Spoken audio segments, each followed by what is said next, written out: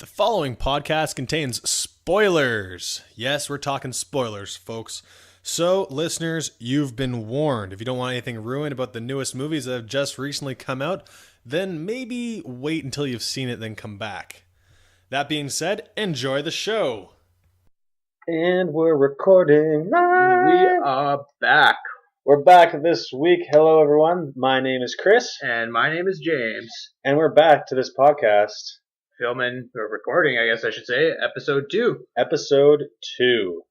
Now, we might have a name. We've been thinking about a couple names. Yeah, what's on the tip of your tongue, Chris? You know, funny you should ask. I was thinking armchair reviews. Now, why armchairs? We're not selling lazy boys. We're not going to the Brick and buying a nice couch and going to review that. No. It comes from the term armchair quarterbacking. Sports term, American sports term, and that pretty much comes from... We play sports. We play sports sometimes. We're kind of athletes. Kind of. Yeah, it comes from pretty much athletes. people... armchair athletes, pretty much. Yeah, that's right. Okay, yeah, so armchair quarterback, that's the term that pretty much says, I can do better than fucking Tom Brady. This guy should have done this when he did this. And we're going to be doing that with movies. Except we're not deflating anyone's balls. That's correct. Only the directors, actors, anything like that. So yeah, that's pretty much a quick idea for our name. It's a work in progress, so if we think of something better, we might change it. we might jump to something better, but that's what we're sticking with right now. We're going to be sitting high up on our pedestal, critiquing these movies, thinking that we're better than them when we're really not. So yeah, armchair reviews. I know we talked a lot of shit about last week's episode, Pirates 5. It's not always going to be like that. We're going to be... Sometimes we'll review good movies, such as this week. I enjoyed this week's movie. What was this week's movie, Chris? This week's movie was Wonder Woman. Wonder Woman. Yes, it is DC's fourth film in its DCEU movie universe. Do you happen to know the first three? That's a good question. Yes, Off the it's top of your head. Man of Steel in 2013. Then following that up was Batman vs. Superman, Dawn of Justice. That was... What was that? That was last year, wasn't it? 2016. Yes. And the same year, later that year, in August, came out Suicide Squad. And now we get Wonder Woman, directed by Patty Jenkins. This is first big movie since 2003, Monster. That was with Charlize Theron. Oh. She was Eileen Wuornos, the murderer. Yes. Yeah, so that was pretty good. And then Christina Ricci, I I believe. have seen that movie, and I remember enjoying it. But It's an old one, but it's it fucking was intense. so long ago. Yeah, it's a while ago, but it was good. To watch it. She's also directed or written a bunch of other things for TV, like Entourage and Okay. Arrested Development and stuff. But this is her first major project. She also did some of the episodes for The Killing on AMC. I didn't watch that, but it's supposed to be pretty intense, pretty good. I don't think it's still playing anymore though. So now Wonder Woman. We just talked about that briefly here. Yeah. What was the story behind it? What did you think the story was? Just a brief, general, not beginning to end, but just general idea of what was going on in that movie. Well, she was essentially her goal was to kill Ares to stop the war. The movie was based during World War One, so she's from essentially another world. Pretty much. I mean, Well, it's a hidden island within the world. Yeah, I mean, the Within Amazonians is based off of Greek mythology. Especially, they lean off this. Like, I don't know how much you know about comics. I'm not a huge Wonder Woman fan. I didn't really follow the comics, but I know her. She's pretty much the biggest female superhero of all time. I mean, some would argue that, but why even bother? She is the quintessential super heroine. Yeah, I don't think there's anyone close, really, to be honest. No, I mean, so it was about time that she got her doing this movie. So yeah, so this one, it borrows from the New 52 line of the comics. So Themyscira, it's Paradise Island in the old school comics, separated from the rest of the world. In this movie, it's hidden away by Zeus. Zeus creates man, Ares gets jealous, wants to destroy everything, and he fights all the gods of Olympus. And so Destroys them all. Destroys all of them, and he gets actually cast out. He doesn't get killed, or he's thought to be killed. And the Amazonians just live in their own paradise, protected by Zeus, his last dying will type of thing. And they give them a weapon, the God Killer, the sword. Yeah. Or is it the sword? It's not the sword. Spoiler alert! And so they live away from all of mankind, but they're there to protect it in case Ares comes back. And they're training, doing their thing. And that's where our story leads into. So it becomes Wonder Woman, or she's actually never referred to in this movie as Wonder Woman. Wonder Woman. It's just Diana, or Diana Princess. Princess of the Amazonians. Yeah. But Diana Prince. Yeah, Diana Princess. That was a nice little. That's her name for short. Yeah, that was a nice little throwaway line from Steve Trevor, Chris Pine's character. Yeah. So I think the story it's fairly easy to keep track of. Yeah, like, it's a pretty basic superhero movie story. Which I'm glad, because the other movies that we mentioned, Man of Steel, Batman vs Superman, Suicide Squad, it's all pretty convoluted. I mean, the closest one to having a decent storyline from start to finish is Man of Steel. Yeah. I would say that is one of the better ones. I mean, out of the four, it's probably one of the better ones. I would say second best out of the four. Yeah, we'll get to ranking all that stuff later, but yeah, it's just easy to follow, beginning, middle, end. You see a hero's journey throughout it all. Yeah. Now that's no fault of the movie or the director or anything like that. They had to do something right. Like the DC universe had to set something, a basic groundwork, which they didn't really do in the previous movies. This one kind of just says, okay, fuck it. We're going back to basics, just cut and dry, and we'll go from there, and we'll build off this movie going forward. Yeah, and it works for everyone, from kids to adults. It's not a superhero storyline that a lot of people know about, unless you're like a really big comic book geek. But yeah, it's awesome. They go into depth with her character development from a child, how she was sculpted out of clay, about her upbringing, I guess, given life from Zeus. Yeah, so let's talk about that actually really, really quickly while we're in Themyscira or Paradise Island. I thought that was actually one of the highlights of the film was the opening of the movie, where you see the entirety of the island, and it's beautiful. It's a nice shot. Yeah. See all the Amazonians.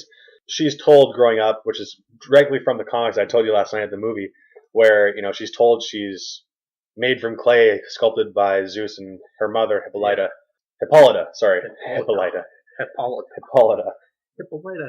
Hungry hippos.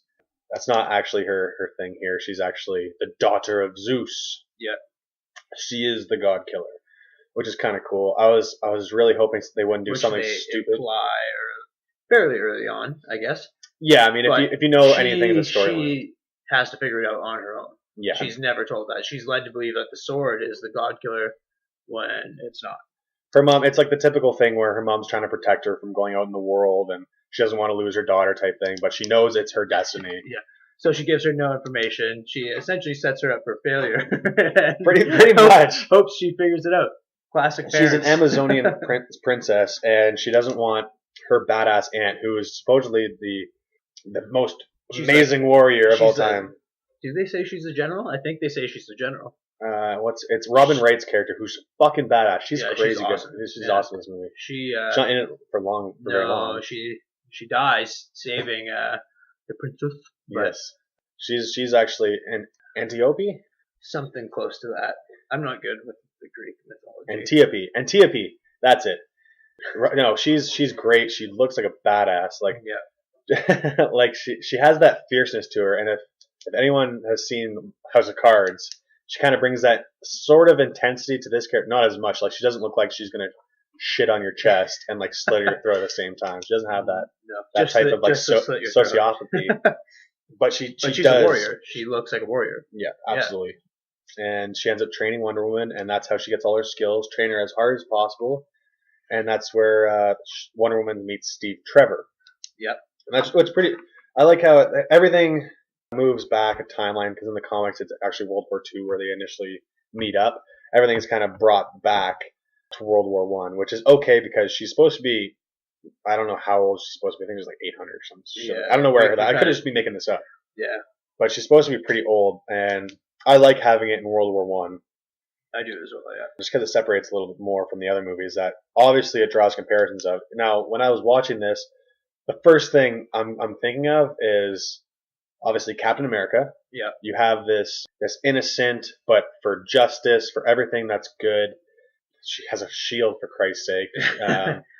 and super strong, all that jazz. But then also a nice mix of Thor. Like if you remember the first Thor movie, I don't know how long ago you've seen that one, Yeah, it's been a but while. it's they combine that, her innocence and all her jolly and justice and good stuff with Thor's fish out of water storyline. So she's walking around when It she's in the seems new like world. she's from another world. Yeah, she doesn't know what the fuck is going on, and And it's kind of, hilarious. it's pretty Yeah. funny. It's Especially- endearing for the first little bit. Especially right at the start when he first comes into the island. They save him. The German, well, they save him from the Germans because they also stumble upon the island because they're chasing after him. That's right. Yeah, so there's a little bit of a battle. Da da da. Lots of the Amazonian female warriors die, kill all the Germans. They have him locked up while they're trying to figure out what to do with them because most of them have never seen a man before. That's right.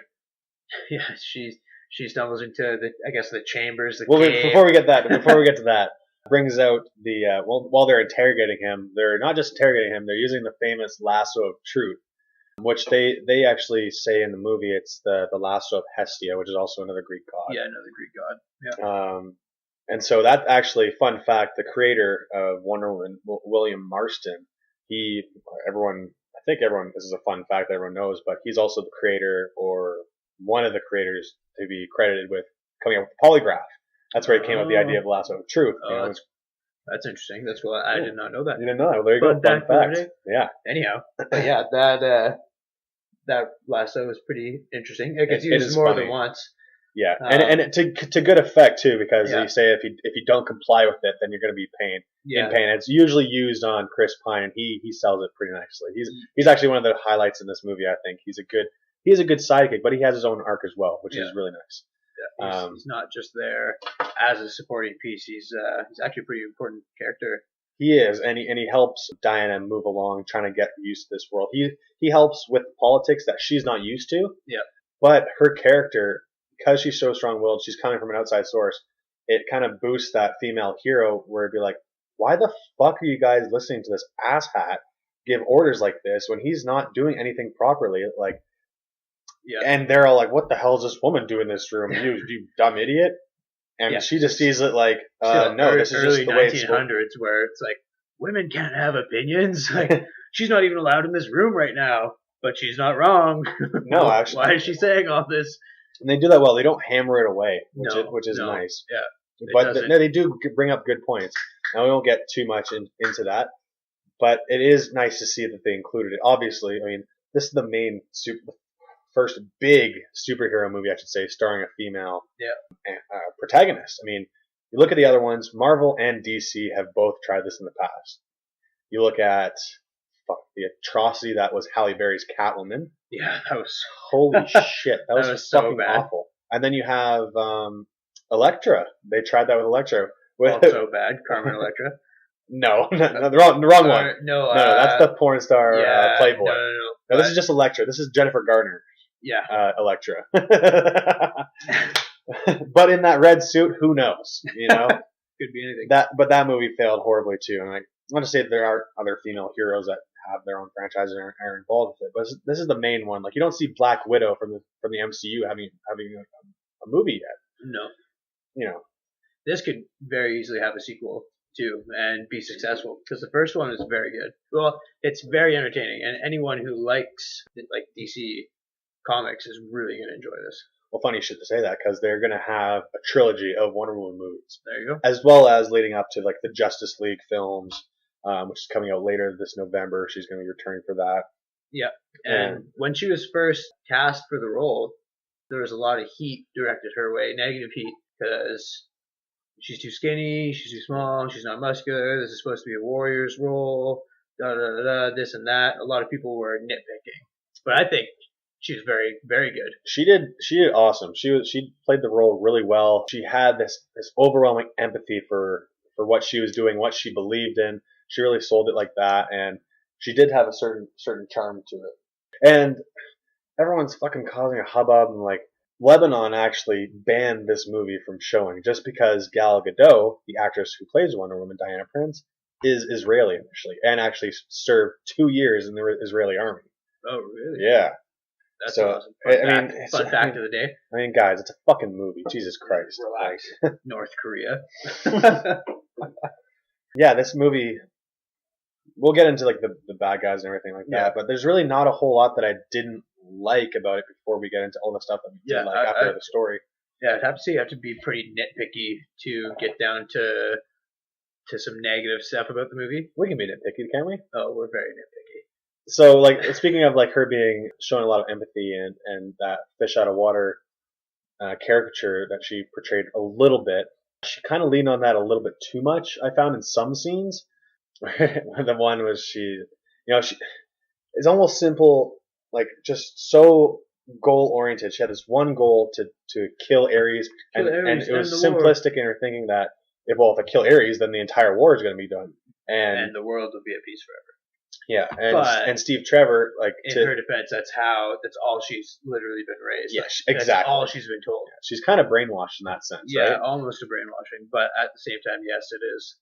And Steve Trevor, over the top. He tries his best to try to convince her that this isn't the world that you're used to. Yeah, you're coming into this. There's different levels, as we mentioned earlier. He's also kind of like, Ares isn't a real entity.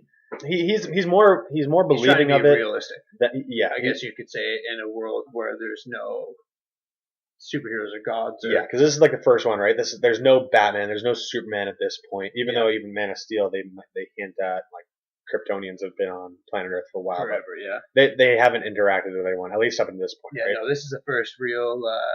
But even he's more open to it than the other, like the Howling Commandos. Howling Commandos is the team that Steve Rogers, Captain America, has in the first movie. His group of buddies. Yeah. Wonder Woman has her group of buddies that she assembles, right? Yeah. So you have Chief there. You have the Scottish sniper who's in a bunch of things, and he's awesome actually. There's another old war movie where he's in like early 2000s. Yeah, he's in the Rundown with The Rock. He's in Alien vs. Predator as well. Yeah, the Rundown when he's the pilot. Yeah. So funny. Anyhow, he's a good character. So she has her supporting characters and stuff, and they're all kind of thinking she's batshit insane. But Steve Trevor, he's seen where she's come from. He's seen what she's able to do. He's seen this glowing fucking rope that can make you compelled to tell the truth. Tell the truth or feel pain. He's seen her do some crazy shit, so he's more likely to more. And I think there's also a little bit of that romance factor. That's definitely dialed in this movie. Yeah, it goes both ways, though. Yeah, I mean, I thought about it last night. Like, luckily for Diana, like the first male she comes across is a beautiful Chris Pine, gorgeous man who has charisma just oozing out of every orifice of this man's body.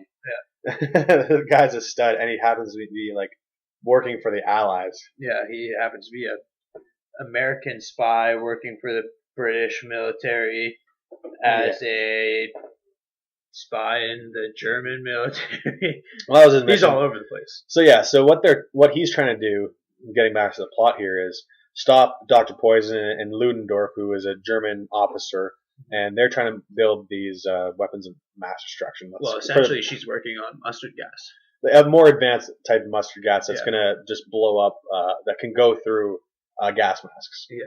And that has a large area impact, and it does some serious shit. Like, it pretty much, we don't see what it does, but it alludes to it'll just melt your face off. Pretty much, you don't see the end result. It'll corrode your lungs from the inside out. Just a faster affecting mustard gas. There was one scene where I thought it was awesome, where he just goes in. They're on the verge of stopping World War One. The Germans and the Allies. The Germans and the Allies are going to sign an agreement to end World War One.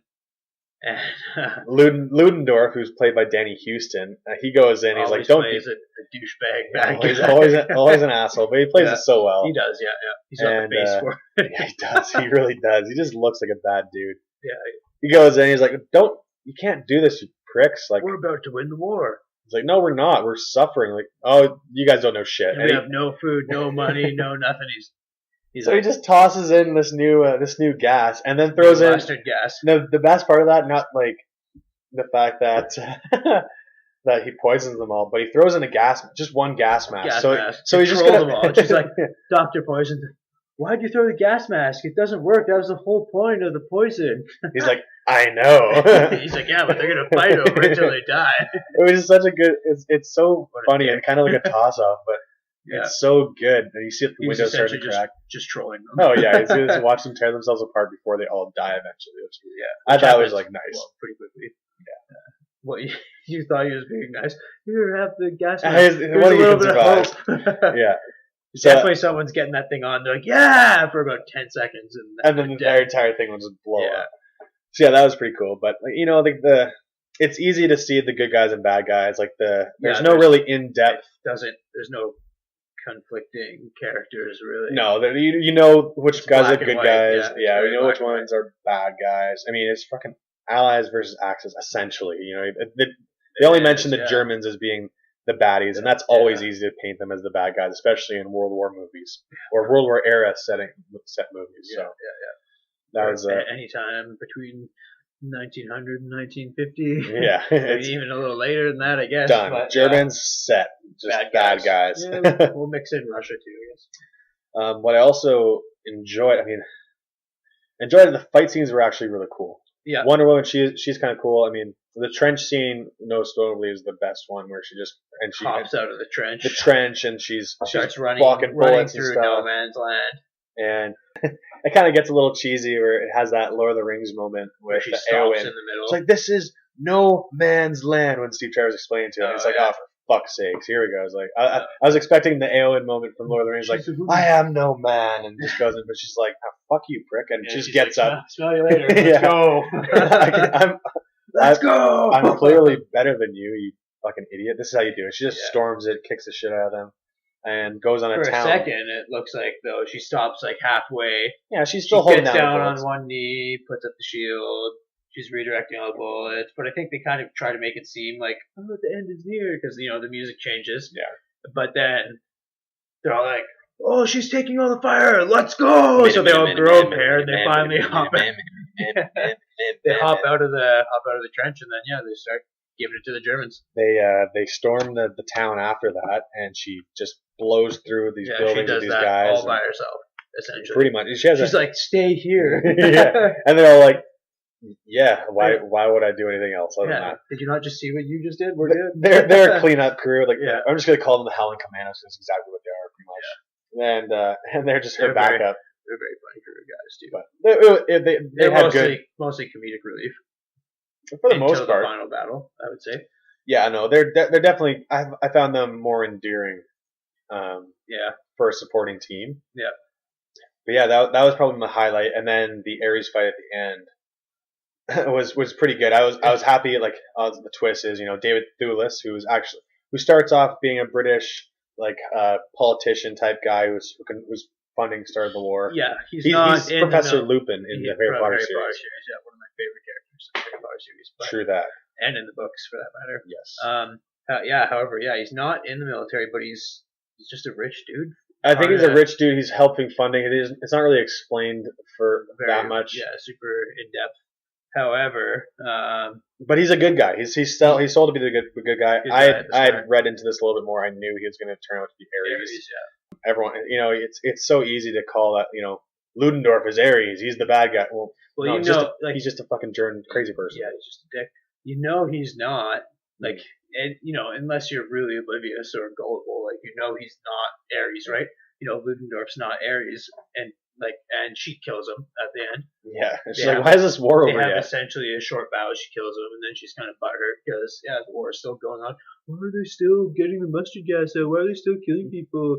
It's supposed to be all good. She kind of, I fulfilled my goal. Yeah, I fulfilled my destiny. Yeah. No, you didn't. Yeah. Try again. And at that point, she still thinks that the sword is the god killer, and it's not her. And then, boom! 2 seconds later, out of nowhere, guess who? Yeah. Do you remember his name? Like the character's name before he turns into Ares? Yeah, Professor Lupin. Professor Lupin, yeah. He's Professor Lupin in this and Harry Potter. I have no idea, but I forgot as well. But it's cool because he introduces himself. She tries to stab him, and he just kind of puts up the little hand. I'm putting up my hand right now just to stop talking. The sword disintegrates, and it's like, what? Yeah, and then she's like, huh. So the sword. That she kind of has a moment where she realizes that she's the he kind of goes killer. He kind of goes into just storytelling mode and tells her that Zeus and her mother got it on. Oh, did they get? Was that the reason? I know that's in the comic books where. Yeah, he did say that. Yeah, Okay. he said you're the daughter. Okay, yeah. Yeah, he said you're the daughter. He never said they got it on, but he implies. He says you're the daughter of Zeus and your mother. Yeah.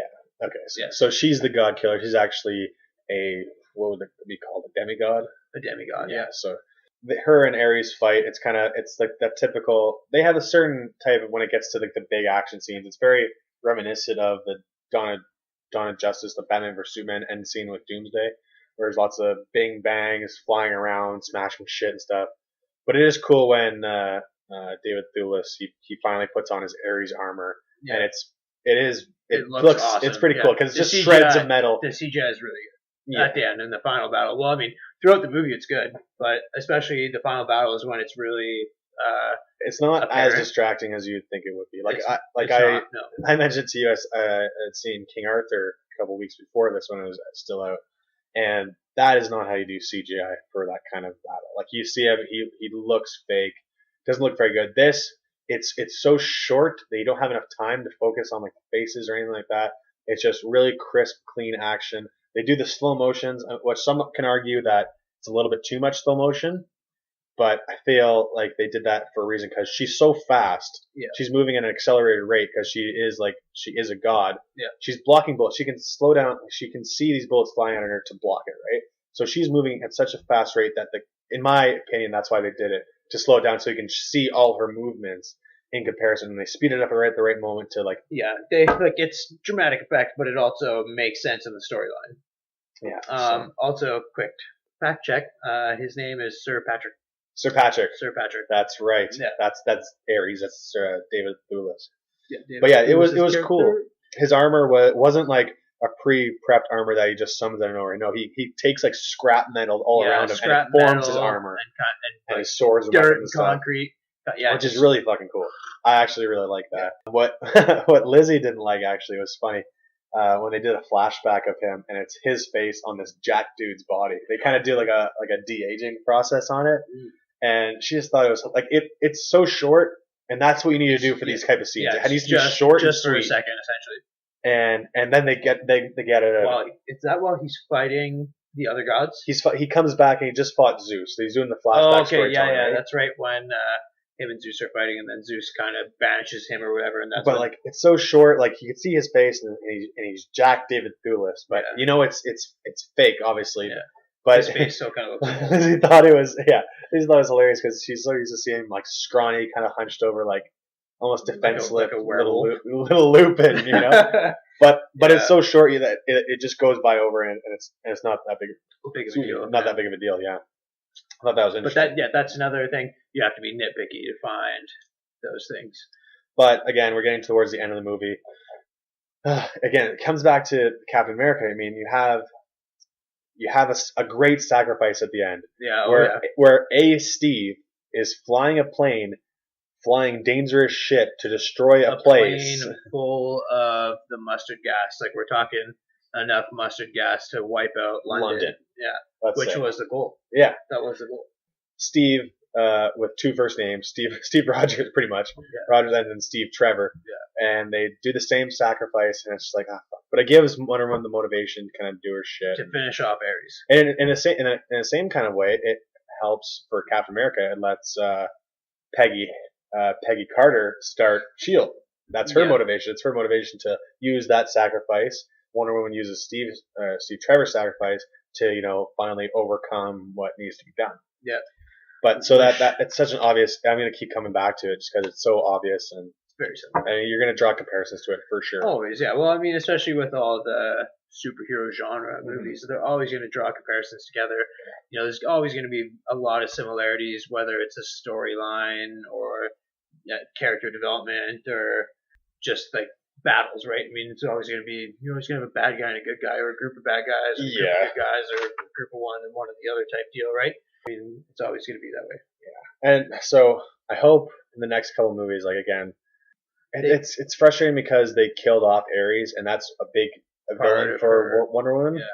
So it's going to be interesting to see who the next villain is. But one thing we didn't really touch on was that the very start and the very end of the movie were modern day in Paris. Yeah, she's at the Louvre. Bruce Wayne kind of gets her old picture. It's pretty much the entire movie is a flashback because Bruce Wayne gets her a picture, and it's of the original of wants the. to know her story, so she kind of thinks of the story. She's not telling it to him, but The only it's thing it just didn't her have thoughts. is like a Wayne's Road like. Yeah, But it's very interesting. So I'm hoping that the next two, or at least the next one, is kind of modern day. well, like it's gonna jump forward to Justice League in November. That's gonna be modern day. Yeah, So that's where they're collecting the Justice League members. And really, you never know what could happen because you have the Flash. The Flash is a character that his biggest storylines are when he time travels. He goes so fast and he just goes into the time force and changes shit. And he's done that multiple times. So really, you could bring back any of these characters that die.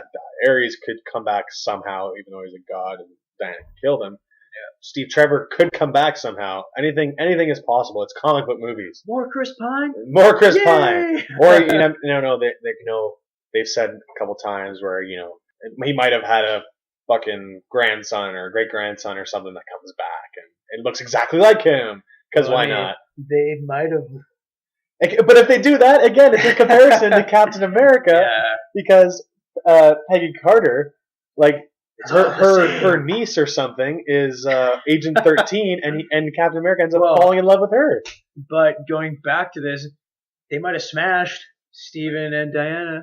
Oh, they definitely fucked. Yeah, they smashed. Maybe there's some Wonder Kids kicking her. Wonder Kids. We're really reaching here, but yeah. I just want more Chris Pine. I'm looking for excuses. He was really good. I mean, Gal Gadot was awesome. Yeah, Chris Pine was awesome. Yeah. What's his? The Willis. Yeah, David Thewlis. He's fine for what he's in. The Howling Commandos were pretty good. They were a good supporting cast. Even they've got a good mix of guys in that. It's Chris Pine's secretary in the movie. Oh, she's funny. She's pretty funny. She is funny. She's nice. Especially when Diana first gets to London and she's trying to find her like normal people clothes. Yeah. She's like episode. That part's hilarious. She's on. What is she up to, or what is she doing outfit now? 226 or something like that. Yeah, and then she's essentially wearing the exact same thing that Chris Pine is wearing, just with a fucking goofy And did glasses. you get there's a couple when she's wearing the glasses, is that a little nod to Superman? Yeah, maybe. I don't know.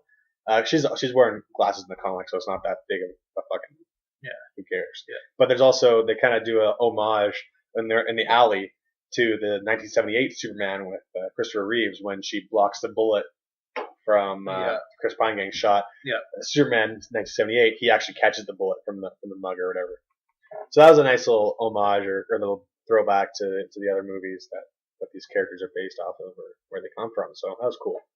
One thing that it bugged me throughout the entire time that they didn't really answer. There are a couple things that didn't answer, but this is the main one that stuck out for me.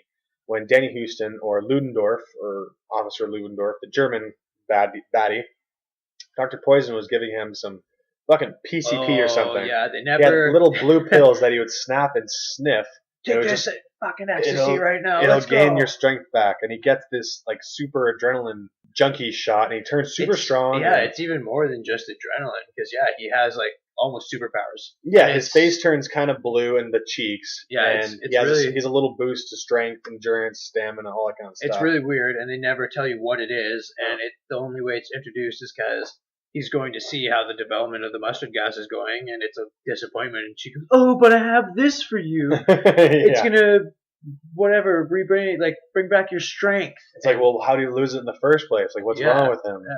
That was really the only thing that supremely pissed me off. Like, they're not going to explain this. Like, I would like to know what's going on. Anything else that stuck out for you? No, that was actually the only real big thing that bothered me. Mm-hmm. Besides that, I think we touched on the other things, like being too empathetic and blah blah blah. The other things were just being nitpicky, but that was the only kind of loophole of the storyline. Yeah, it's formulaic, but that's par for the course. Now, I think they're just trying to add in a little bit of extra stuff to make her kind of pre-fight to Ares a little bit more dramatic. Otherwise, she would have just of course dummy dumb, right? Now, there's another point that we brought up before. Yeah, Lizzie mentioned as well, where we almost expected her to do better in these fights, didn't we? Yeah. Because she's growing up. She's getting trained from a young age from her aunt. who's And the training aunt is badass. super intense. Super intense. And it shows her going through the training, and it's like, wow, this chick's fucking crazy. She's awesome. Awesome. But yeah, and then in the fights, like you said, she's pretty much just blocking bullets, redirecting bullets. She kind of like slashes at people with her swords, but you know, like when you see sword fights and stuff, there's a lot of stabbing. There doesn't have to be lots of blood and gore, but I mean, she's punching people, she's maybe stabbing them. She's not really. It doesn't look like you're really killing anyone. No, but I mean, again, it's PG, so they want again. Yeah. They're coming off of a not so successful Suicide Squad, right? And I think that was PG as well, but it was a little bit more disturbing. Was it PG? Yeah, these movies have had a little bit more bad, of a. It should be rated R, so people can't see it. But yeah, like I know what you're saying. Yeah. And I mean, that wouldn't necessarily stop it, but all these movies have had a certain grit to them, and you have these heroes like Batman. I get she seems he's almost an emo. too nice. Well, no, fighting. they accentuate that because they're trying to make her into the spirit of hope, which really should be Superman. Superman should have that light. He should, like they explained in the first one, like that S stands for hope. But he's such a sullen bitch half the time that he's on screen. Like he's not cheerful. He's not this beacon. He's just this guy who's kind of, if you piss him off, he will fuck you. He will hold you down and fuck you into oblivion because he can. And I think that's where they're trying to go for this one. A little bit more lighthearted. The humor's landing a little bit more. I think there's some scenes like that are forced. For example, the Fountain of Youth scene where Steve Trevor's getting healed. So funny. Yeah. It was dick joke. She back to back. Her first time seeing a guy or a man in general, right? So she was kind of like, yeah. It was just they were funny. The first one was funny. It hit the crowd. Everyone. We were in a sold out theater. Yeah. Everyone laughed, and the second one, everyone laughed again, and the third one was kind of like. It's like, oh, god damn it. We get it. Three dick jokes in a row. Yeah. I was counting them off to James and said, oh, dick joke. Yeah, dick joke. Oh, that's a dick joke. Oh, I think this one's about dick too. Oh, that's a dick joke too. And they get back to it again later in the movie. Later in the movie, yeah. So they're definitely trying to make it a little bit lighter in its theme, and I think that's not a bad thing. No. And they're going in the right direction. I still think there's tweaks to it. It is an entertaining movie, but there's definitely more to be done with these characters moving forward. Now, have you seen the trailer for Justice League? Not yet. Not yet? Okay, so it actually looks pretty fucking rad. And that's supposed to be out late this year? November 2017. It's going to be going against Thor Ragnarok in the same month, so that's Thor 3. Okay. But I've seen the trailer. It looks fucking sweet, but I was also duped for Batman vs. Superman. Yeah. Now, if they just keep kind of a letdown. If they just keep it to not giving away massive spoilers in the trailers, like I like how there's little story given away. If you just see like little bits and pieces, and you're trying like, what's that? That you're asking more questions than having answered in the trailer. Show me more action than the storyline in the trailer. Just say like, okay, you're gathering a team. Yeah. Cool. You're not necessarily giving away like who the villain is. You know who the villain. I know it's Steppenwolf. But we'll get into that. Anyway, it's not important. But that they're all coming together. They're all individual heroes, and they're coming together for a purpose. Actually, they played the Beatles song like "Coming Together" right now. Come together. Right? They do a cool fucking remix for that. And Wonder Woman and Batman, they're putting the team together. Okay. So that's cool, and that's obviously alluded to at the end of Batman. That's it. Yeah. Okay. So cool. But it does look cool, and just that upbeat type of song to include it in, it bodes well for the franchise where it's going. I know music can't always be a determining factor for this, as we've seen in Suicide Squad. When I was watching it the first time, lots of good music. They paid up the ass for this, for these licensing rights. This movie is so bad, but our music. Have you heard our soundtrack? It's pretty fucking sick. And like, I was watching the first time. I was with my buddy in Ottawa, and I'm like, oh yeah, this music's good. And they're introducing all the characters, but I'm like, wait, is it because I like the music? It's because you like music. Or the movie? No. Like, no, it's the music. Yeah, it's definitely the music. Yeah, I've only seen the movie twice. I didn't get to see. It's one too many. Yeah, it is. It's almost too many. I mean, I didn't get to see it in theaters, unfortunately. Which I mean, it does make a movie better almost 100% of the time. Seeing it in theaters, movies, right? Yeah, especially these type of movies where there's lots of action, lots of CGI, lots of special effects. So it's all stuff you want to see in the theater. Maybe the atmosphere helps, like with the crowds, either laughing at jokes or reacting to action or to dramatic scenes or whatever. Yeah, I've only seen it twice, and yeah, definitely for sure once too many. But I really like. I was disappointed the first time, and I watched it a second time to see if it was really that bad. Can confirm it was that bad. So if you ever have that feeling like I did, don't watch it a second time. Like, there's so many things for that movie. Like, I mean, we can go all day on this We one. could go all day. Like, it is cool. I will give it that. The longest armchair review. Suicide Squad. Suicide Squad, yeah. 20 hours. I will give it one thing where you haven't seen a lot of these characters on the big screen before. Almost none of them. Yeah. Right? And then everyone's shitting on Jared Leto for his Joker, and like you're coming off of. I think he might have been the best part of the movie. He was just fine. He was just underused. He was underused. He was fine, but it might be the best part of the movie. And they cut a lot of out that would make more sense, and like he was doing. I mean, the movie was clouded by all the weird shit he was doing on set, like sending used condoms and dead rats and shit to his coworkers. Like, that's fucking absurd. But like, I think if they developed or included him more with a little bit more context, like they should have made him the villain because it's the fucking Joker. The Joker's always the villain.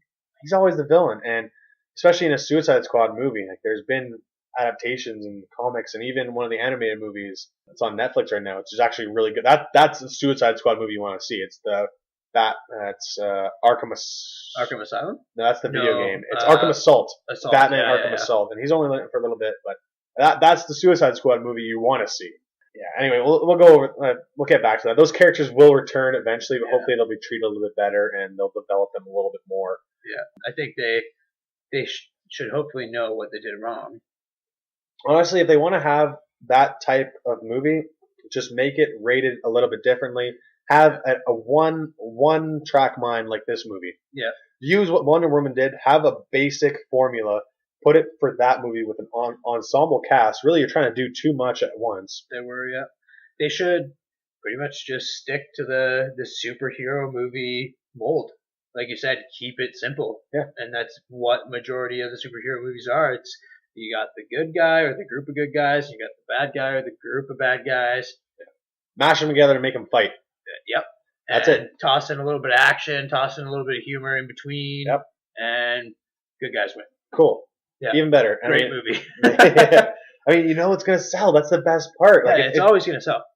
Obviously, people are going to argue about like the comic book hero oversaturation theories, but fuck, this movie opening weekend domestically had over $100 million in the box office for Wonder Woman. For Wonder Woman, yeah. So, and then that actually it broke records for the biggest opening weekend debut to have a female director. Well, yeah, and here's the thing: they have a huge target audience because it's kids, it's adults, it's comic book nerds, it's just women in general. And you get there were certain theaters that actually only had like women's only viewing, which whatever, that's cool, that they can do that shit. That's New York. It's hitting that extra audience, not just like a guy bringing his girlfriend or dragging his girlfriend along. His girlfriend there because he's a nerd and doesn't have any these movies are for everyone. It's not just saying like comic books are for guys. That's the thing. There's almost all of the superhero genre movies already have a huge target audience because it's not only kids but adults. Yeah. But now you're targeting females as well directly with having a main character that's a female and like you said a director that's a female. And they'll eat that shit up. And they did, obviously. They absolutely did. They 100% did. And deservedly so. It was good. So they should eat up the second one and the third one. Yeah. And it'll also bring, if they weren't going to see Justice League, maybe now they're going to because of Wonder Woman. Yeah, absolutely.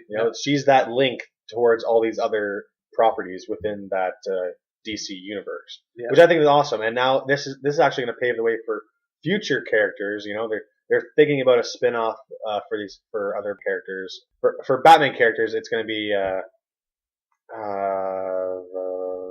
Sirens, Gotham City Sirens. It's going to be like Poison Ivy, Catwoman, and like Batgirl. Batgirl is going to be its own movie as well. Joss Whedon's going to be directing that. That should be good. So that hopefully those are going to be their own movies. No Marvel's doing. Oh fuck no! They're gonna recast. Man. He's not gonna be allowed anywhere near that shit. No, out of the country. They'll just fly her out of the country while they film. And then Marvel kind of shit the bed. I'm glad like DC's got one up on them now. They have their very first female led movie out first, and which Marvel really should have had a while ago. Yeah, I mean, Black Widow should have had one, even if they had like her and then feature maybe Hawkeye or something. But Hawkeye's kind of a piece of shit. Black Widow could do her own movie. She has a history, and they've hinted that history at multiple movies. She has a cool backstory, and Scarlett Johansson, she can sell a movie by herself. By herself. Yeah. I mean, not recently in Lucy and Ghost in the Shell. I'm looking at you. You fucking movies suck. Yeah. But she can sell because she's Scarlett Johansson. Yeah, she has her own target audience. I mean, they're bringing out the big guns though. They're hiring a lot of these crazy actresses to join on. Like Kate Blanchett's going to be in Thor 3. Brie Larson, she's going to be Captain Marvel. She's gonna be great. Wow. And also like Natalie Portman's been in it, Gwyneth Paltrow. These are all names, huge female supporting names. characters, but still huge female names. Yeah. It seems silly that we're talking about this, but Wonder Woman makes it topical. It does. It's going to bring the conversation out no matter what. It's always going to come back to that. Like what we even said, like it broke a record for female director. Like really, that shouldn't be a record or a thing. I mean, it should be a thing, should be a record, but I mean, it shouldn't be a huge deal, right? It should just be like, oh, this broke a record for a director. It shouldn't be because it's a female director. Exactly. But this isn't a political podcast or a social justice warrior podcast. We're here to talk about movies. However, it is relevant. Yeah, and it's just cool to see like the reflection of like the movie sales. Mind you, this movie picked a good weekend because it wasn't going against any competition really. No. Obviously, Pirates of the Caribbean sucked last. It was awful. That didn't do well. Refer to podcast episode 1. Episode 1. Yeah, that's right. What other movies are out right now? I can't even think of any. Like Guardians of the Galaxy 2 is kind of winding down. Yeah, it's been up for Alien Covenant. It's not really doing well. Which is going to finally come out in Yellowknife next week. Yeah, next week we're hoping to see that. We're kind of going between that and the Mummy to review next week. So we'll come back to that in a second. Yeah. So there's really not much else that's going against. Certainly not the Boss Baby's not going to dethrone it. You know what I'm saying? What? I know, it's surprising. What? Yeah. So it had a good weekend, and honestly, it might be on the top for a little bit for a while. Yeah. I know the Mummy. It comes out next weekend. There's not a lot else coming out. There's not a lot of hype around it though. The Mummy, that is. They had a bit of a hype. Now, speaking of that, this is what I was going to bring back to. Since we're probably going to do a review of the Mummy next week. Now, this is Tom Cruise and I forget her name. The actual actress playing the Mummy. She was in Kingsman. She's the sword legs. We get a fact check on that. But she's a sword legs assassin in Kingsman. Yeah. And she's in something else. I can't remember, but. She's gonna be the Mummy. She's pretty new to the big screen. But she's been blowing up. Yeah. Oh yeah. No, she's good. So the Mummy's cool because it's starting its own franchise again. This is what Dracula Untold tried to do with the Universal monsters. Yeah. So Universal. Didn't like. Dracula. It was fine. Yeah. It wasn't great. Yeah. So the actress's name is Sophia Boutella. That's right. Yeah. So yeah. She was in. She's in Star Trek Star Trek Beyond as Jayla. She was like the alien with all the blue makeup and shit like that. Yeah. So she's doing well. She's good though. She'll be cool. This is a big step for her though. Well, I mean, she doesn't. I based on the previews, I mean, it doesn't really take a lot to act like a menacing foe. Yeah, this is true, and a lot of it is going to be CGI and shit. She just needs to be a presence, and she was a presence in Kingsman. Yeah. So the Universal movie monsters, they'll be. So far, it's been announced that obviously she's the Mummy. Tom Cruise is going to be in that franchise as just that guy. Brendan Fraser. Yeah, he's the new Brendan Fraser. I don't know what happened to you, Brendan Fraser, but we miss you. At least get a cameo in these movies, for fuck's sakes. Please. I don't think it's his fault he's not getting cameos. Or any role. He's probably trying. Yeah. Do you go on Imgur a lot? Side role? No. There's almost always something on, like, they have a front page essentially of like. It can be whatever you want, but the most popular stuff is user submitted articles or posts. Mm-hmm. And he's almost always on the front page. And now that there's a new Mummy, he's always like there's multiple posts of him on the front page, and it's like sad Brendan Fraser and stuff like that. It's just hilarious, But just get a fucking cameo, please. So there's those two, and then our boy from last week, Javier Bardem. He's going to be in these movies. He's going to be actually Frankenstein's monster, which is pretty good casting in my opinion, because he's Yeah, he's he a is. big dude, Yeah. and you can easily make him look like an undead guy. Obviously, Easily, yeah, he's kind of hideous, but he also has that stone face ability, like that Frankenstein would have, right? Like no emotion. Frankenstein's monster, Yeah, Frankenstein's monster would have, and we saw it. but he can bring that emotion with his eyes. Yeah, easily with just his eyes. Yeah. I shouldn't say it should bring no emotion, but he should. He has that. He has that stone cold face, right? Yeah. We've seen him do it in. In Skyfall, Nope. in No Country for Old Men. Yes. Awesome movie. Yeah. Yeah, you did. Yeah. Anyhow, but yeah.